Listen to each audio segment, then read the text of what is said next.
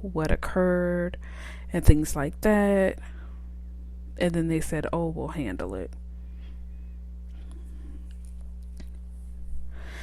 And you see with the he's actually said that the operator dispatcher said, oh, this isn't an emergency, which is very hard to stomach, because a child's life is an emergency.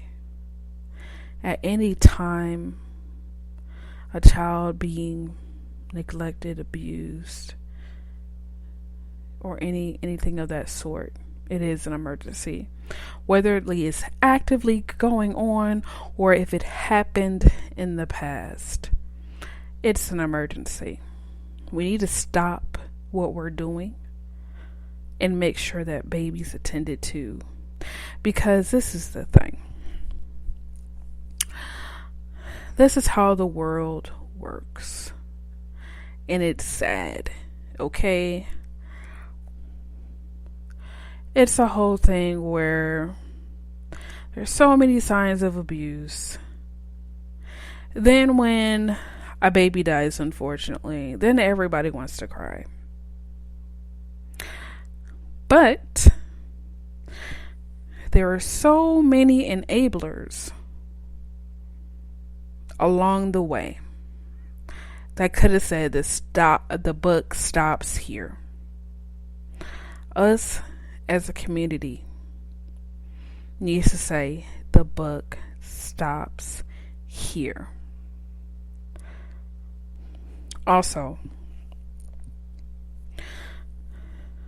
for me, when it comes down to social work, anything dealing with children, foster care, whatever the case, I believe it should be a calling and not a job.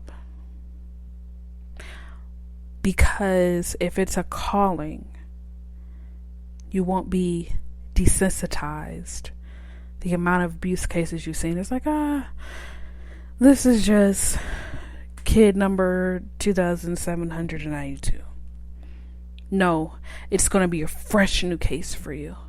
This is a baby that needs to be heard, that needs to be saved. So for me, just because another career didn't work out and you're like, oh, I'll go into social work. And, I have this degree and I think, I can sliver into this because I just need money in the bank. You're doing the community a disservice. And the thing is we're just going to go back into, they're talking about, because we're going to talk about this in other episodes in the podcast, but I'll touch on a little bit, which is the generational abuse, and how it affects the community and how it creates cases like this when people remain unhealed. They stated that Pearl Hernandez, which is Gabriel's own mother, slammed her into the shower, abused her. She was gang raped, and she got an attempted rape by her uncle. Okay? She wasn't saved. So, in her mind, Gabriel doesn't need to be saved. It's life. The thing with this is, when enablers were there, and when her process, victim blaming this and the other, victim blaming this and the other, oh, it doesn't matter, it's just life, right? Then we go into her having children. Okay, she can lash out her pain. Why? Because abuse is normal. This is what I grew up with. So this is all I know. Okay? And this is what we have to prevent. We have to be strong enough. When there's a family member, friend, business associate, when you see someone abusing someone, you need to take action. and intervene to prevent generational abuse. Now, not everyone that has been abused will become an abuser, because everyone's not a monster. It's just not true. However, we do need to intervene to make sure that people are healing from their abuse, or prevent future abuse, so they haven't grown up into adulthood. Then what happened? They get an abusive partner. Then after that, they have an abusive partner. Even if they're not the one abusing, they're getting abused. Their children are seeing it. Children are seeing it. Oh, this is normal. Mommy and daddy. Okay? It could be one child that performs abuse when they're an adult. One child that receives abuse. Okay? It'd be one child that heals from abuse and wants nothing to do with it and wants to be a protector of those. Okay? But the thing is we need to assist babies while they're young. Get them out of those horrific environments so they learn healthy behaviors and learn what true love is. What Jesus loves it. Jesus loves is. Love is patient, love is kind. Okay? And children from abusive backgrounds or people from abusive backgrounds don't truly know what love is, okay? And they have to learn these things. Because if they don't, their life is going to be a continuous cycle of abuse. It could have been their mom and dad abusing them, then they end up in an abusive marriage or relationships. Then you have children, then they're becoming abused, or then you have the relationships where the mother or father enters them and then the partner ends up killing the children or end up killing the other parent. And then it just skews your thinking. And then they wonder why there's so many adults suffering from addictions, eating disorders, because a lot of the times it's unresolved trauma that people are going through. But a lot of the times, the community, they don't want to hear it. Abuse is very uncomfortable. It's a taboo topic. And a lot of times, people, it's sad to say, are friends with abusers. Their families and abusers. So I really don't want to talk about that. I love Uncle Jared. I love Mama Sue. So the people on the news are monsters. That little girl that got molested by Joe, he's a monster. But Uncle Jared isn't. He's my family. And that's where the enabling comes in. And that's why we have this abuse that's occurring. Because when it comes to enabling too, it's convenient. It's like, I'm about to clock out. It's really convenient for me to make a report right now, because then there's the next step. As it's submitted, after it's submitted, then I have to wait for someone to review it, and then they could come back with me with corrections or the next steps. And do I really want to do that? I really had a pretty good day today. Do I want to go forward with this? No.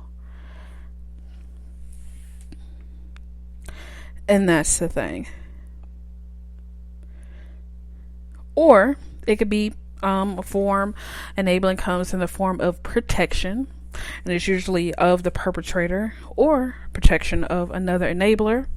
It could have been with the Gabriel Fernandez story, where the second social worker saw that there was actually more injuries on the young man or other circumstances, and if they were to report it and do the removal, and the first social worker didn't do the removal, then it may have been cause for termination or investigation in the other social worker, and they didn't want that to happen, so they didn't report it as well, because they have that brothers and sisters, we are family complex. The thing is, when it comes to doing what's right, you have to take the risk, especially comes with children. Especially when it comes to children. In Romans 13:8, it says, "Owe no one anything except to love each other, for the one who loves another has fulfilled the law." And also in 1 Corinthians 13:4-5, it says, "Love is patient, love is kind. It does not envy, it does not boast, it is not proud. It does not dishonor others. It is not self-seeking. It is not easily angered, and it keeps no records of wrongs." This right here is what love is. That's why abuse can't stand. And this whole family reunification thing should only stand in pure love. There can be adults that make mistakes, and the family can be reunified in some instances. But when you see blatant abuse and you just disregard it, unacceptable. Unacceptable. So I just challenge you today to be a force in your community and don't take no for an answer. When it comes to children, they have a voice, but a lot of times they're silenced. And that's what's getting out of hand. Because we can say all we want that, oh, we're protecting children, this, that, and the other, but unless our actions reflect it, it's not occurring. Which is why, when it comes to those social workers not being charged, it's unacceptable. Just because we're trying to save face. We don't want to admit, we don't want to take accountability for our negligence. And that's the thing. But then it makes you wonder. You shouldn't be surprised, because if they don't take responsibility for their own negligence, who are they to keep others accountable? And that comes with integrity. Again, those that work with children or any victims of abuse, elderly, women, men, any resources that are meant to help any populations, just serve humans, you need to have the heart of service, the heart of God, the heart of love, and selflessness, not selfishness. And to admit when you're overwhelmed. Also, there needs to be organizations in place in which you are not penalized for caring or loving or being selfless. Because what do? You create a structure of fear to those who work for you. So they're like, look, I'm living paycheck to paycheck now. I don't know what I'll do if I lose my job. Then guess what? Immorality starts seeping in.